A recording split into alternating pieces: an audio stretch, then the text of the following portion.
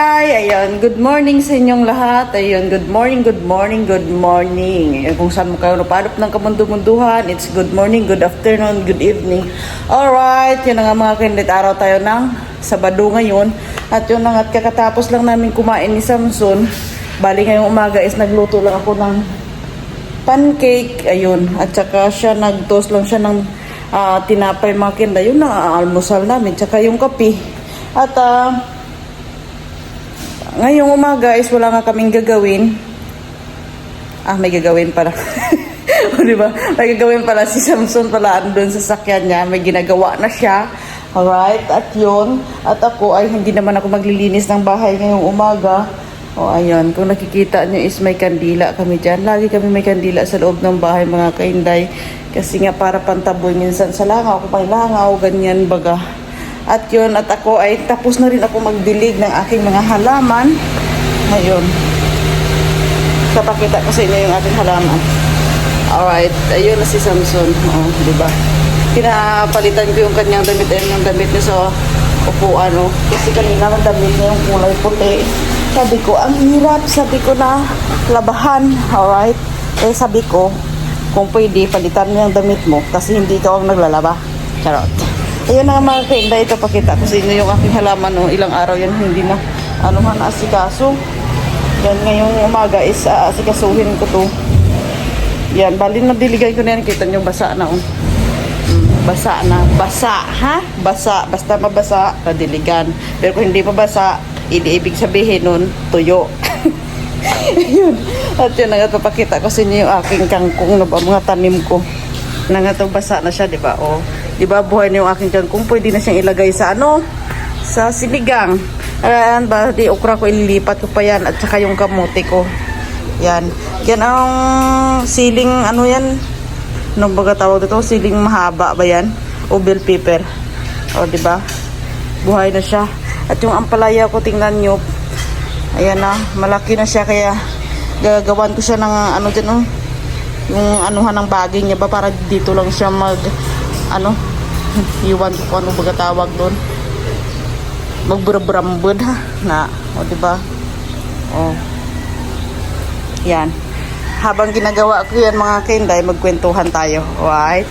Mga kainday, at nabiyak ko na itong aking kawayan hindi ko lang napakita sa inyo. Ayan, bali gagawin itong poste nga doon.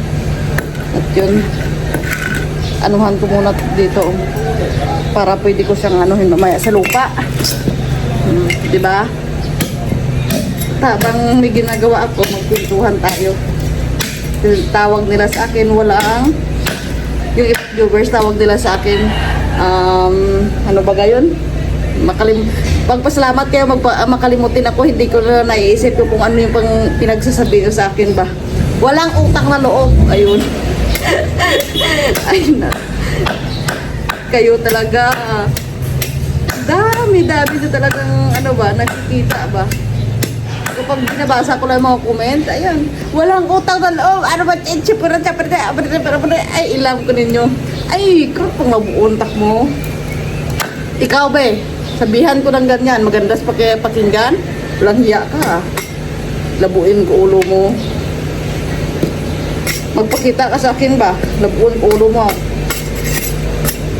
Kayo talaga hindi nyo iniisip kung nakakasakit kayo sa kapwa nyo. Hindi. Bago ka magsalita, isipin nyo rin kung nakakasakit kayo. Hindi. Huwag nyo akong galitin. Mga animal ka mo, maaga-aga pa. Binibisit nyo pagka-inisip ko. Pag damukulon, takbukron. Yun na nga. Ayaw kong ma-stress sa mga ganyan. Kasi papangit lang ako ba? Totoo. Papangit ako kapag pansinin ko lang yung mga comment nyo na yan. Bahala. Kasi buhay nyo. Wala mga akong ginawa sa inyo. Wala man akong kasalanan sa inyo. Kayo lang naman nag-i-issue sa buhay namin. Tapos kapag magsalita kayo, parang perfecto kayo na hindi kayo nakagawa ng kasalanan. Ay! Tinuhog, takro nga, na linit sunta. Hindi ka pa siguro nakaranas ng nilitsyo mo. Yung pinasok, tapos bunganga mo, tapos sa punta sa puwet mo, tapos ibagang kas kalayo. Animal cream mo, ikaw nga. Injection baboy. Kaya mag-ayos-ayos ka eh.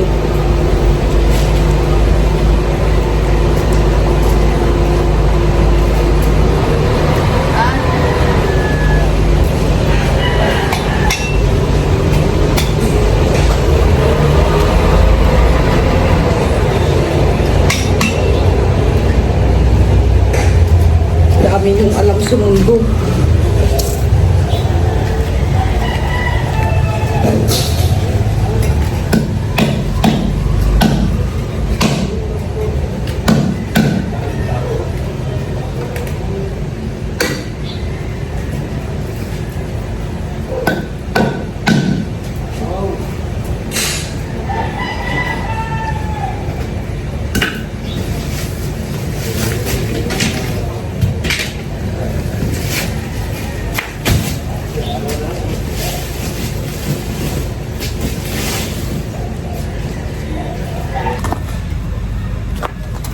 Yun na nga, aayusin ko muna to kasi nga next week aalis kami, baka hindi maasikaso itong aking mga halaman, kaya ngayon palang aasikasuhin ko na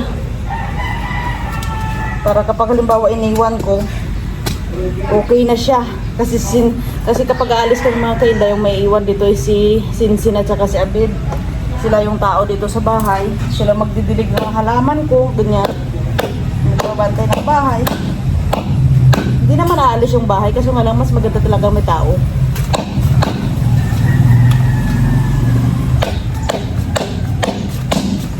Parang ang tigas sa ilalim pa. Siminto siguro to sa ilalim eh.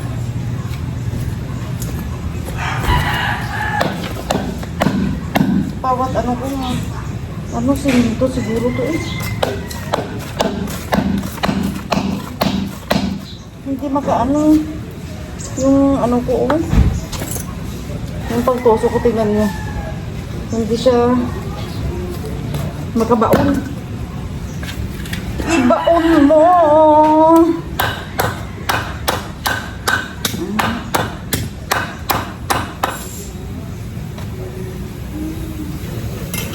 Ikaw ha, nasakit ka ha. Suntukin ko bunganga mo. Tapang-tapang mo ha.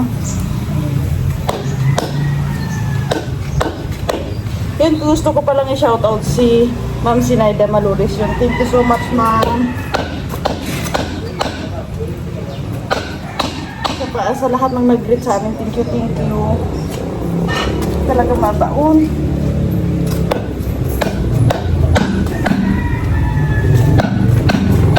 Ayaw talagang magbaon ito, ma'am.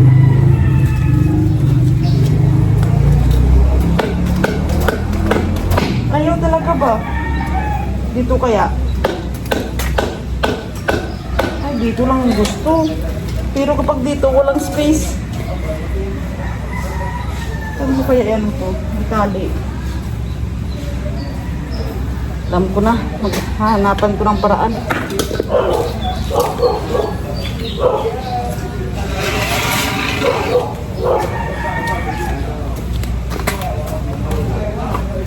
Patayuan ko na lang dito kasi nga ang hirap mamaya pag walang poste siya, wala akong talian nito ba.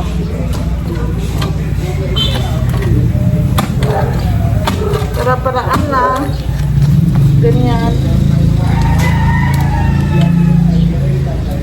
para hindi mahirapan lang itong ating tanim kasi wala naman kasi mga kailan na space dito na pagtaniman mo lang as in na matibay. Boy! Ayun, congrats pala kay Wiwi kasi nakastahan na yan ni Boy. Ayun, thank you. Boy, halika dito.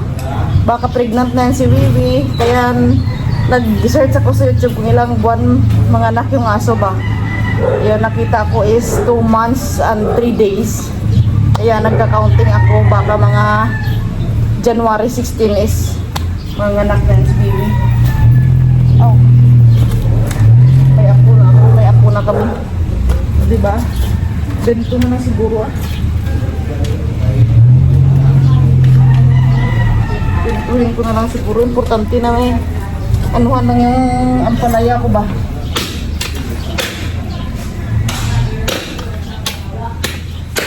Ang pangit kasi mamaya pag dito ko siya panuhin sa kahoy.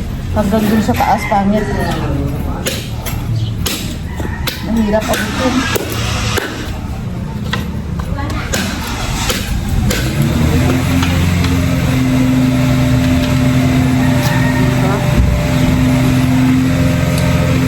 Paraan na lang tayo nito.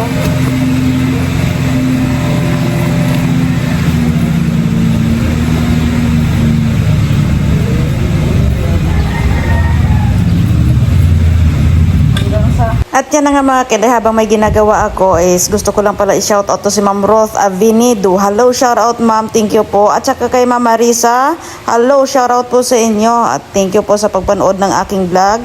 At kay Sir Rolando, hello, shoutout po. Thank you sa lahat sa inyo. At saka kay Maria Di Guzman, hello, shoutout po sa inyo.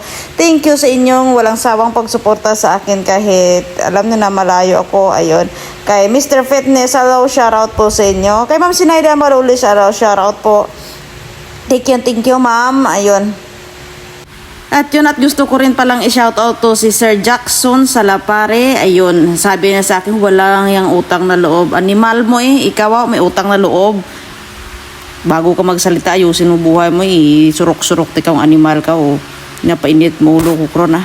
Oy, di ba? Marespeto pa rin ako, sir. Pa rin tawag ko sa'yo kung sino ka mang animal kang Jackson ka. May utang na loob ako sa'yo, haw. Bisit ka kro na. Kinampuhi yung takrong animal ka, wey. Bakit? Alam mo yung dahilan kung bakit ako walang utang na loob? Ha? Ay, kron surok-surok kunta. Jak-jak lang Okay lang. Sabihin mo lang kung anong gusto mong sabihin. Walang problema Kasi ako alam ko naman kung ano yung tama at saka mali. At kung sino yung tama at saka mali. Yun, ha? Ikaw na bahala mag-intindi ng sarili mong animal ka. At pero gusto ko pa rin magpasalamat sa iyo kasi dahil sa iyo nabuhayan ako ng loob kasi dati tulog ako, ngayon gumising ako ba. Yun, thank you so much sa iyo ha. Sunod, comment ka pa. At yun na nga mga kainday, balik tayo dito sa aking ginagawa. Kung nakikita nyo, akong pulpag, di ba mga kainday? Yan, ibabash na naman ako. Ano yan ginagawa mo, inday? Ayan, parang ginagawa man niya ng batang maliit. Ay, animal nyo, why di ginakot mayad nga ginubra parak ninyo. Puro na lang gid malain. Di ba? Unahan ta na kamo ba? Kasi alam ko naman yung ibang viewers diyan makitid ang pag-iisip. Akala nila lagi silang tama. Ayun ba? Ito ginagawa ako, sasabihin na naman, ay parang ano man yan, ganito, ganyan. Ay, ikaw igapos ko dikron para manaan mo. Akan lang, may kabadan ng ampalaya ko, okay din. Hindi nga, pangitaan nyo pa ko dyan ka, maganda ha. Alam nyo mang walang space dyan At yan na nga mga kainday at kinuha ko pala yung kawayan dun sa likod kanina. Ayan, at puputulin ko yan kasi kulang nga yung kawayan kong ginagamit. At yung mahirap lang dito mga kainday kasi nga kahit itak, wala kaming itak. Nakikita nyo is kutsilyo yung ginagamit ko, diba? Ayan. Pero matibay naman yung kutsilyo siguro, hindi naman yan masisira. Hindi pa sa ngayon, susunod na araw sira na yan. Hindi kasi gaya mga kainday sa probinsya na may maraming itak, iba-iba yung style, pero dito wala kutsilyo lang ginagamit ko. Ayan. Kaya ginagawan ko na lang ng paraan para hindi siya masira. Tingnan niyo ba, pukpuk ko dito, pukpuk sa kabila. Diskarte lang ba? Diskarte gamay ka, budak ko, budak tawag.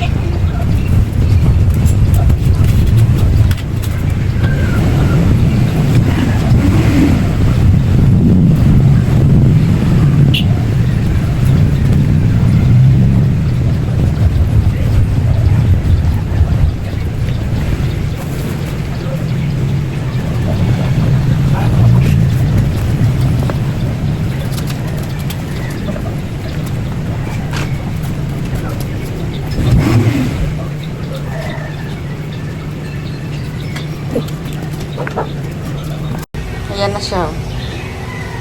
Oh, di ba?